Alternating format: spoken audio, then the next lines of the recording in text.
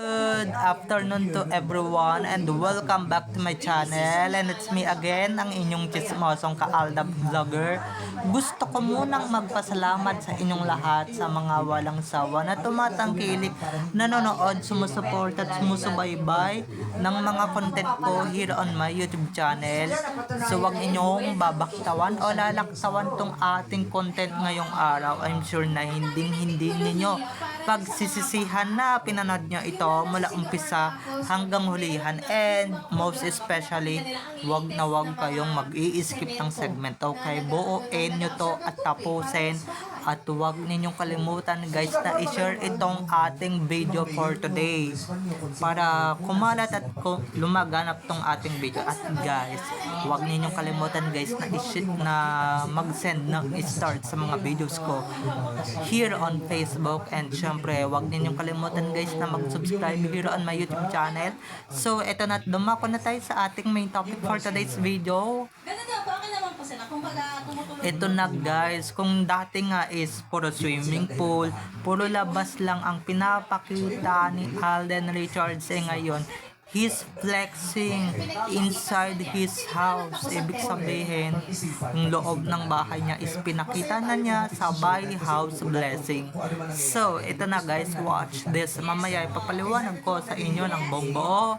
So, ito na guys, watch this. Hey now, this is what dreams are made of. Hey now. At kung nakita nyo na ngayong recap, so once again si Titi of sa mga admins, dumako na tayo sa ating main topic for today's video. Ito na nga mga ka-ADN, at what I said earlier, or like what I said earlier, is talaga mga ka-Aldab Nation. Kung dati swimming pool, diba? Swimming pool pa lang ang gara-gara na. Dati gazebo pa lang yung pinapakita, diba? Kung dati diba, langit pa lang yung pinapakita ni Alden, view pa lang ng kanyang gazebo yung pinapakita niya. Ngayon it's happening guys, it's happening na talagang ipapakita niya na talaga at ipinakita niya na talaga yung kanyang bahay. Ibig sabihin guys, hinaustore na tayo ni Alden Richards na matagal na nating hinihintay at matagal na nating nire-request na sana ipakita naman to ni Alden. Ipakita ito ni Alden, at syempre ipagyabang to ni Alden kasi he deserves that, diba? He deserves that na ipagyabang naman kahit konti yung blessing na talagang pinagpaguran niya with his own money at napundar niya with his own money. Is his hard work was paid off, at syempre he deserves that na syempre magkaroon ng konting arrogance, diba?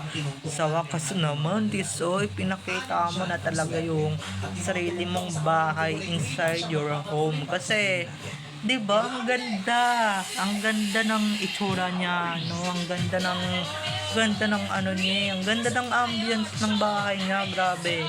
Hindi siya, isa siyang modern house or isa siyang basta hindi ko ma-explain basta ang ganda-ganda ng bahay ni Alden, diba? Sabay na dyan yung house blessing, naku po, diba mga ka-Aldab Nation?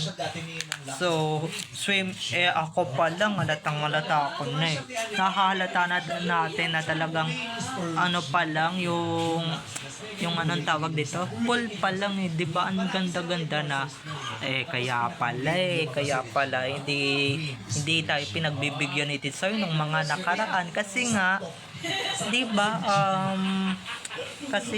because of he wants to surprise us, diba? He wants to a surprise, diba? He wants to shock us to his house, and syempre to tour in his house, diba?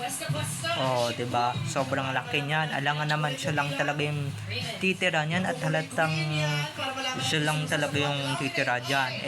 Napaka-imposible naman. Ano yan? Wala siyang kasama.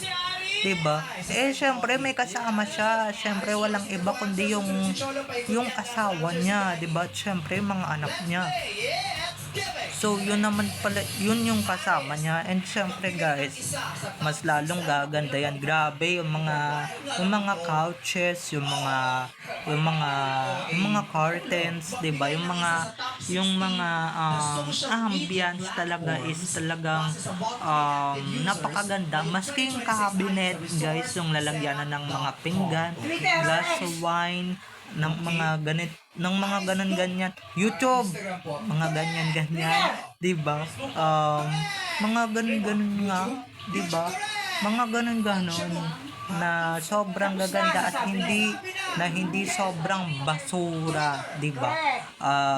At baka mamaya mambash na naman yung iba dyan, 'di ba? Baka mambas na naman yung iba dyan at maggagaling-galingan na naman sila. Baka sabihin na imbis na dapat yung pinampagawa mo ng bahay, 'di ba, dapat binigay mo na lang sa mga nasalanta ng bagyo or sa mga nasalanta ng baha, 'di ba? Na para bang sila yung 'di ba, sila yung nagpagod at parang para bang mga artista kasalanan nila na may na-achieve sila at sobrang yaman nila. Ano yan, politiko, 'di ba? Eh syempre, 'di ba, pag kami mga inggit, okay, pagka talaga may mga inggit talaga sa mga na-achieve mo, syempre hindi naman talaga maiiwasan yan, mga ka-ADN, 'di ba? Hindi naman talaga maiiwasan yan na pagka may narating ka sa buhay. Syempre, especially to Alden, na lalong-lalo na si Alden is may own mansion na, 'di ba? Maraming maiinggit, 'di ba? Noon pa lang nababanggit ko na yung own mansion ni Alden, pero swimming pool pa lang talaga yung kanyang pinapakita. Pero ito pala, yung malaki pala siyang pasabog, 'di ba? Pero hula ko, may playroom diyan yung mga bata, 'di ba? Syempre hindi naman mawawala yan. Sila na nga mismo yung titira dyan eh. Sila na nga mismo ng kanyang asawa at mga anak yung titira dyan. Alangan naman walang playhouse or playroom dyan. Anong gusto nyo? Diba? So, ayun lang mga ka-ADN, diba? We're so proud to Alden Richards. We're so proud of him. Na talagang, diba? At sinabi niya na rin talaga na talagang ito na yung tamang panahon para talaga unahin na yung kanyang sarili, diba? Para unahin yung kanyang own life. Tapos na siya sa mga magulang niya. Tapos na siya sa pamilya niya. Kumbaga enough is enough. Unahin niya naman na muna yung sarili niya, or unahin niya na yung sarili niya, 'di ba?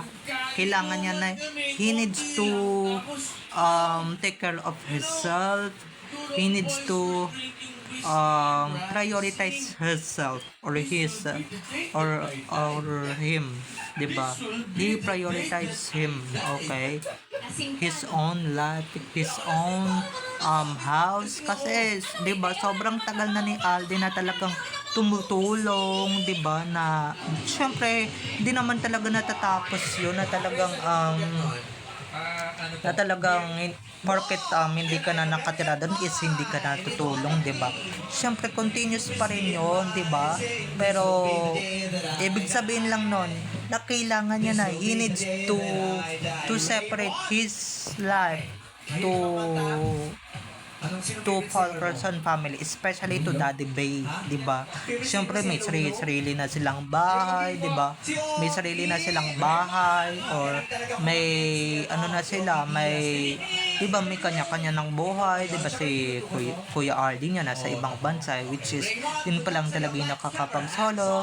Tapos yung sila Reza, ganun din, sila Daddy Bay, 'di ba? Doon pa rin talaga nakatira sa bahay niya, 'di ba?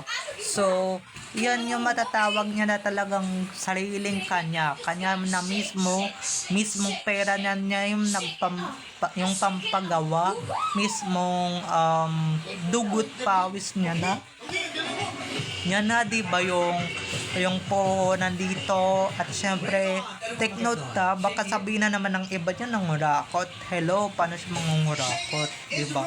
Paano siya mangungurakot when it comes to this? Lahat ng yan galing sa endorsement, galing sa endorsement, galing sa mga projects na ginagawa niya, mapa big or small project yan, endorsement. Syempre papaldo din yan ng papaldo ng bonggang-bongga. Di yan, di ba? Sobrang mag-ipon. Kaya kung gusto, if you want to achieve in your life, syempre gayahin ninyo si Alden Richards, kasi si Alden talaga is nagpupursige, di ba? Yun talaga yung kayod 45 talaga, mga ka-ADM. Okay? Kaya yun talaga yung sobra nating hinahangaan, di ba?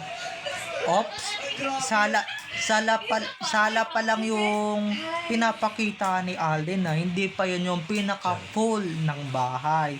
Baka mamaya may mainggit dyan ng bonggang-bongga, ayoko na lang magsalita, di ba? Ayaw na lang namin mag-talk, pero parang may mamamatay ka dyan sa inggit, di ba? May mga magsiselos dyan, kasi sila hanggang ngayon, lalong-lalo na sa mga artista, di ba? Sa mga own artist ng GMA is talagang na talagang hindi pa rin talaga bumubukod sa bahay nila, di ba? Hindi pa rin kayang magsolo. Paano? Wala pa rin silang sariling yaman. Unlike Alden, na talagang 34 years old na, pero may sarili ng yaman, di ba? May sarili ng bahay, may sarili ng lupa, may sariling kanya, at hindi talaga dyan sa magulang niya, di ba? Hindi na niya kailangan na makitira, or di na kailangan talaga na kupkupin niya yung magulang niya, di ba?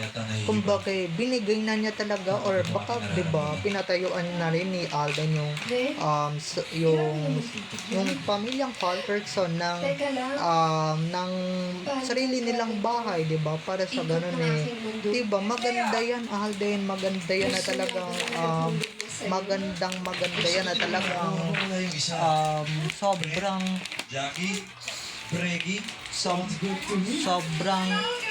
ganda niyan, at sobrang Latina talaga, sobrang panalo niyan, mga ka-ADM, di ba? At sobrang nakakaloka lang na talagang ang grabe talaga ang achievements ni Alden, di ba? Kaya yung mga namamata dyan kay Alden, huyo na lang kayo, kasi si Alden may sarili ng bahay, kayo may sarili na ba kayong bahay? May sarili na ba kayong achievement? O may sarili ba kayong achievement? Wala, di ba? Hanggang ngayon, palamunin pa rin kayo, or sa mga magulang nyo pa rin kayo nakikitira. Lalong-lalo na yung mga kasabayan, kaedad ni Alden sa showbiz, na hanggang ngayon, ayoko na lang mag-talk, diba? Ayoko na lang mag-talk, na talagang sasabihin pa natin yung mga pangalan nila, pero ayoko na nga, baka mamaya sumikat pa sila at maging popular pa sila, diba? Baka mamaya tumunog pala yung pangalan nila. Pero marami akong kilalang mga artista na hindi talaga gaya ni Alden, diba? Kaya yung mga nagsisimula pa lang sa showbiz, if you want to like Alden, to be like Alden, ay nako, talagang magsipag kayo, mag-ipon kayo, diba? Hindi gaya ng iba dyan na mega walwal at mega walwal sa ibang bansa at hindi nag-iipon. Deserve nila yan. Deserve nila yung magwalwal, deserve nila yung magwalwal, deserve nilang mag-bar, di ba? Pero wag nilang kalimutan na mag-ipon and syempre, magkaroon man lang kayo ng sarili ninyong bahay kasi wala akong nakikita talaga sa mga artist ninyo, sa mga artist ng Kamuso na talagang tumutulad kay Alden. Si Alden pa lang talaga, 'di ba? Yung first, the very first na artista. Baka o yung iba, sobrang yaman na, 'di ba? Or yung sobrang tagal na sa industriya, pero yung kasabayan ni Alden, wala pa ako nakikita. Alam ko si Elmo Magalona meron ng sariling bahay yan, di ba? Nakabukod na yan mismo sa nanay niyang si Pia Magalona. Yun pa lang talaga yung kilala ko. Diba sila dalawa pa lang ni Alden talaga yung may nararating sa buhay, pero yung iba wala pa. Or oh my god, Ray Cruz pala may sarili na ring bahay, pero sabihin ninyong Christopher Martin, Derek Monasterio, wala pang sariling mga bahay yan, wala pang mga sariling lupain yan, diba? Wala pang mga sariling mga negosyo yan diba? Kumbaga mga nakaasa pa lang yan sa mga magulang nila, or nakaasa pa rin sa mga magulang nila, 'di ba? At hindi pa nila kayang bumuhay ng pamilya, 'di ba? Si Alden sa dami ng businesses, nagkaroon pa siya ng real estate at syempre ng kung ano na pangarap ang kanyang natupad, at sobrang yaman na niya. Deserve niya ang mga mangilan nilang mansion, at sa malinis niyang paraan nakuha yan.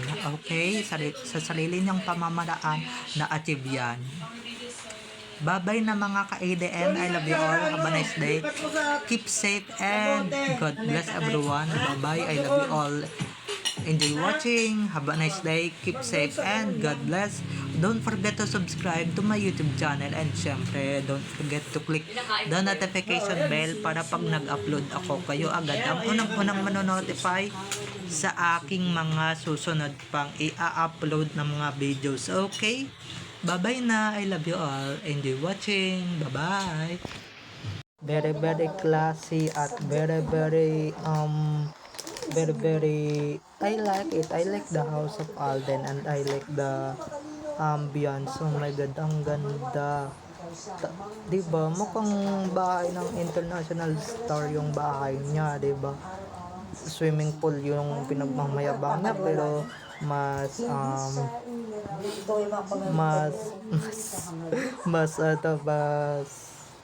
elegant pa sa ibang artista. Diyos ko, hagdanan pa lang, diba? Hagdanan pa lang, ang ganda na, sobrang yayamanay na talaga ng aura. Yun lang mga ka-ADN. So, yan na lang talaga yung gawin nating inspirasyon, at gawing inspirasyon ng iba dyan, para naman may ma-achieve kayo sa buhay ninyo, at hindi kayo masyadong, alam nyo na. Okay? Bye-bye!